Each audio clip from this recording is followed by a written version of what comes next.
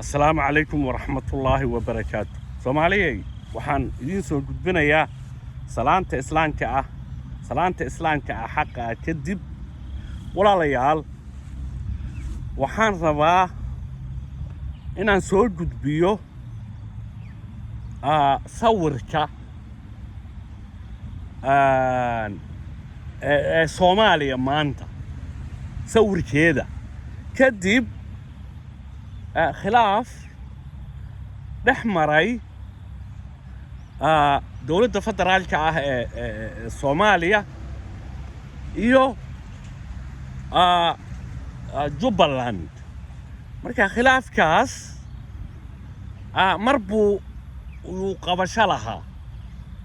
waqti waa la haystay la helo xalkiisa ajandahaas ee waara macnaheedu ajandahaas socday khilaafka ahaa in xal loo helo waqti waa la haystay marka waxaan rabaa sawirkan bal inteenaan gudihiisa gelin aan isweydiino faallooyin aan isweydiino macnaheedu waxaan samaynaynaa faallooyin aan u kala qaybin karo siyaasadda hogaamiyaasha ama hogaamiyaha maanta Soomaaliyeed khusaysa iyo qodob isna khuseeya hogaamiyaha Jubbaland qodob khuseeya siyaasadda arrimaha dibadda globalismka iyo qodob khuseeya ummadda Soomaaliyeed waxaan rabaa inaan qeexo waxa la yiraahdo hogaamintu ee ummadeed ee aan dhihi karo waxay ka soo bilaabanaysaa qoys community ama macnaheedu waxaan sheegayaa beeshaasina degmo tuulo degmo ilaa heer dawladeed hogaamintu marka hore waa hibo ilaahay qofka talent uu siiyo haddana shakhsigaas hogaaminta noqonayso waxbarasho iyo cilmi buu haddana u gelayaa waxa uu yeelanayaa waayo aragnimo waxaan sheegaa markaa waxaan rabaa inaan bal ifiyo qodobkan hogaaminta ee aan leeyahay ninka ummadda Soomaaliyeed maanta ee horjooga u ah mas'uuliyad kaste waxaan dhihi karaa culays iyo dhibaato ayaa maanta haysata oo waan u jaraabayaa marka faallada aan bixiyay marka midba mid buu ka sii fiican yahay macna hogaamin ruux loo jartay inuu ummadda hogaamiyo asalkeeduna uu isagu ay ka timid isxilqaan iyo inuu ummaddaas dhibaatooyinka kolba heer leh uu soo gaadhsiiyo shakhsigaas waxaa fuulaya culays waxaan rabaa marka labadan khilaafka maanta ee aad arkaysaan maanta xaaladdu meesha ay marayso oo aan dhihi karo xalkii baa laga dib dhacay oo horey waxaynu u nidhi ka dib dhaca iyo ka hor dhaca labaduba waa khasaare waxaan rabaa inaan ifinno waa markii koobaade waxaan ku bilaabaynaa hogaamiyaha ummadda Soomaaliyeed ee maanta macnaheedu waxaan dhihi karaa madaxweynaha ummadda Soomaaliyeed Xasan Sheekh waan magacaabayaa runtii waxaan dhihi karaa wuu haystay fursad sababtu haystay waxay tahay waan ifinayaa marka waxaan soo gudbinayaa hogaamiyaha Jubbaland muddadii ay Muqdisho isugu yimaadeen wuxuu cadeeyay oo u sheegay xilligan xaadirka ah in ay doorashadan aad u ololeynaysaan ee qof iyo cod ah ee aad leedihiin teendadii dambeeyna doorasho ka dhicin wuxuu yiri waqti hal la siiyo waa nin macquula waa hogaamiye macquula وأركتديسي سيدي وحبونت أسود جدبية then and waxay noqotay marka hogaamintii markaa Muqdisho waxay ahayd inay yeeriso wax yeerinta ay yeerinaysa marka masiir qadiyadeed oo umadeed miisaanka inta la egmahe labada kafadood marka miisaanka markaan kafada hogaamiyaha Jubbaland iyo hogaamiyaha Soomaaliya aan isbarbar dhigno waxa khafiif oo hooseeya oo miisaan lahayn waa kan hogaaminta Soomaaliyeed weeyaan baan dhihi karaa xilliga ayada markaan cabirayno aynu daraasaad ku sameynayno sababtu waxay tahay waa run suurtagal ma ahayn oo anigu ahaan marka ayada waxaan taageerayaa aragtida uu soo jeediyay hogaamiyaha Jubbaland waxaan isku xidhay marka labadii qodob ee faallada ahaa ee aan ka bixinayay qodob khuseeya hogaamiyaha Soomaaliya iyo qodob khuseeya hogaamiyaha Jubbaland haddaan intaa jeed gudubno waxaan dhihi karaa marka fursadii nooca ahayd waxaad dareemaysaan marka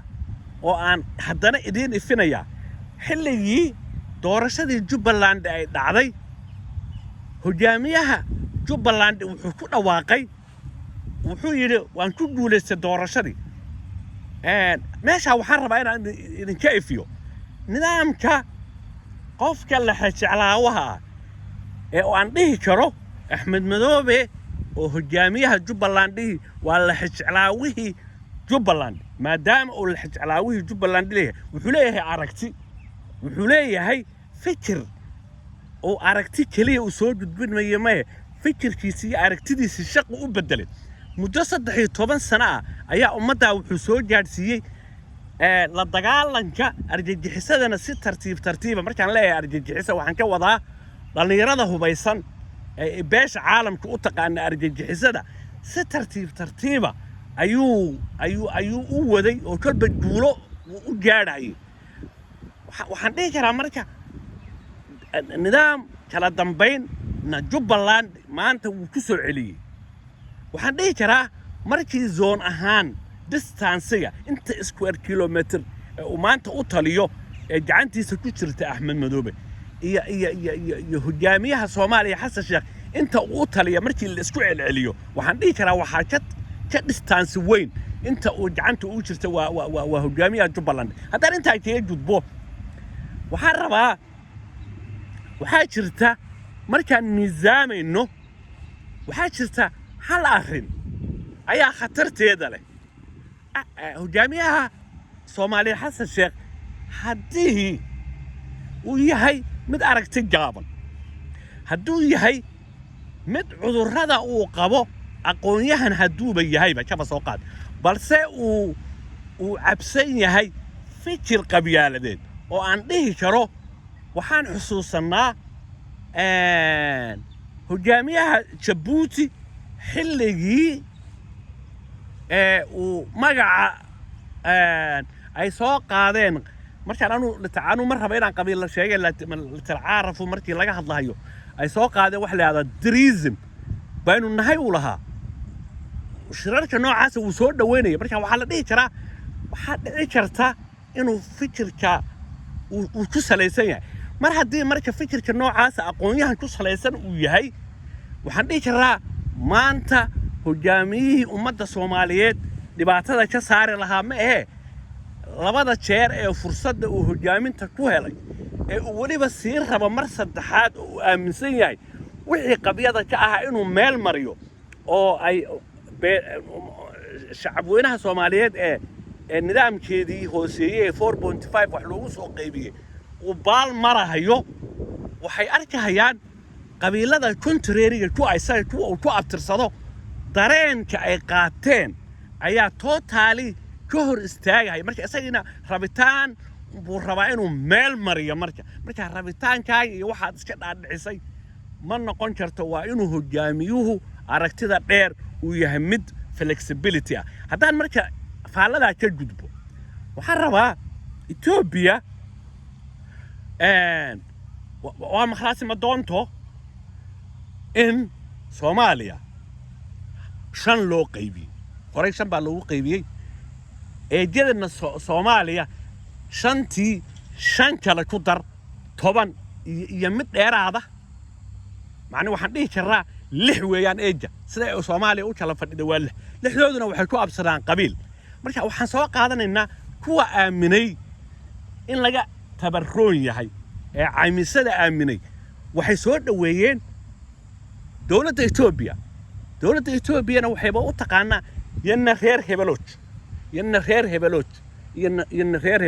waxaan rabaa marka dawladda Ethiopia ee duunkii markii ay qabsanayso waxaa la yidhi ninkaa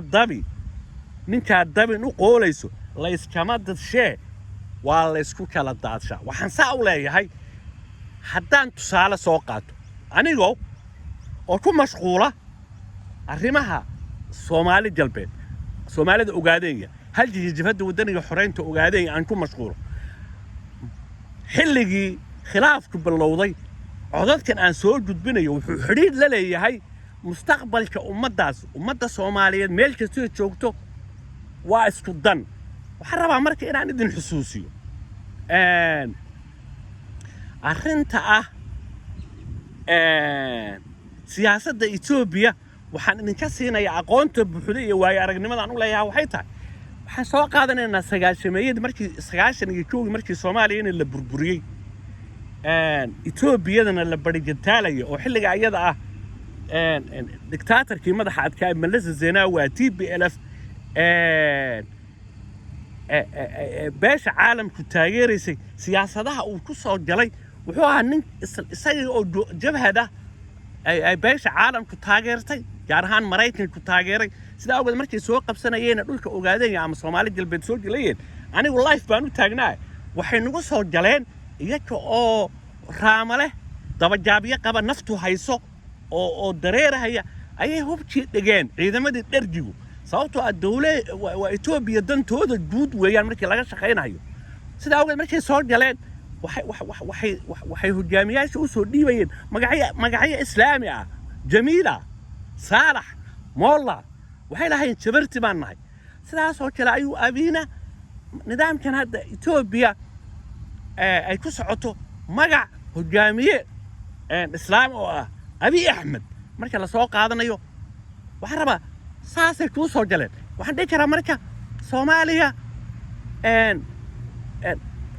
jado jarbaharay meesha la yiraahdo koonfur galbeed bay dhabo Somaliland oo iyadu kililixaad noqotayba oo loogu tababarayo liu boolis cusub Ethiopia wada hadalkii uu maanta aad aragtaanba inay Turkiga iyo Turkiga uu Soomaaliya iyo Ethiopia leeyahay waan dhexdhexaadinayna maxaa lagu dhexdhexaadinay shaqada hogaamiye aragti dheer waxay ahayd shuruudii uu ku xidhay ha ka noqdo aqoonsiga uu Somaliland u aqoonsaday iyo ha ka baxan ciidamada Ethiopia gudaha ku jira wax wada hadal inuu qaataba ma ahayn meesha waxaad ka garanaysaa marka ninkani wuxuu ahaa waxaan dhihi karaa marka anuu aqoon uma leeyahay markii dib loo eego wuxuu ahaa nin Soomaali oo wax bartay oo macallin ahaa oo dhinaca kalena aan dhihi karaa ganacsatu ahaa waayo aragnimo hogaamineed ama mid talent oo u dhashay uusan lahayn aragti fog sababtoo aragtidu maanta waxay maraysaa waxaa jira haddaan tusaale soo qaadano waxyaabaha la isweydiinaya waxay tahay kaba soo qaad lama degaanka hadda saxaraha Liibiya waxaa jira dhagaxaan waaweyn oo ay ku wareersan yihiin qolyahan cilmiga heerka aad ka gaadheen aad ogtihiin dhagaxaantaas markii la jabiyo dhagaxii haddana sidiisiibu ku soo marka waxay leeyihiin marka waa dhagax noola waxaan ka wadaa marka sidaas oo kale ayaa waxa weeye aragtida qarsoon ee Soomaaliya ilaa iyo 34 sano maanta ay wareersan tahay ayaa waxaan leeyahay ma waxay ku dambeysay tusaalaha aan soo qaatay ee dhagaxaas markii la jabiyaba soo noolaanaya inay Soomaaliya maanta 1990 meesha maraysay inuu hogaamiyaha maanta inuu Soomaaliya ku celiyay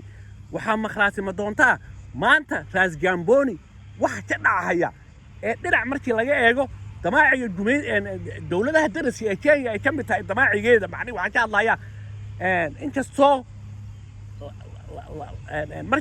markii ay reer Yurub qaybiyeen qayb ka mid a Kenya Soomaali loo dhiibay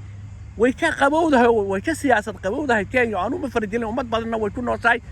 wax dhibaato oo hadda diblomaasi ahaan way siyaasadda Kenya inaga imanaysa laakiin tan gacan qaadka iyo dhibaatada haysa maanta waxa gaadhsiiyay waxaan dhihi karaa yana reer hebel yana reer Ethiopia marayso Ethiopia xaq dhigatay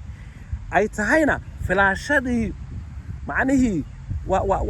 waa sidii un Falastiin loo qabsaday ee xaajadu tahay waxaan dhihi lahaa baroorta orgiga ka weyn ummadda Soomaaliyeed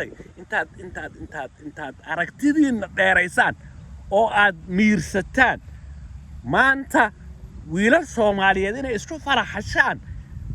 يا أو شخصيات دنا جار ما ماشى وحن كسر صارنا ما أنت هجامنتا صوماليات دن جارة ومركي هوس لوسي داد على تعرفوا أو هوس يسوع تيري هوس يسكت عليه صومالية تشهد فرق السياق سيدي عاد جميسي مدوي يتوبي عاد وقبت بعدين لهيدين بدين عركين دولكين يومدين إيوه الجندها كلا وعسنين هورينا إنه شجنة كان قرصونة ربها الديمين سو نقد وناكسن arrintii waxay noqotay in laga dib dhaco waqtigii la haystay ee ajandaha khilaafka xal loo heli lahaa taana waxa sababaya waa aragti gaamnida waxaan dhihi lahaa horay u socdo Soomaaliya Ethiopia waxaan u sheegayaa door ay noqotaba inay culayskan iyo celcelintan iyo culayskan saaran Soomaaliya inay u noqon doonto waayo aragnimo ay ku bislaanayso kadibna ay guuleysan doonto waxaan culaysana ay u noqonayso faa'iidaan aan u arkaa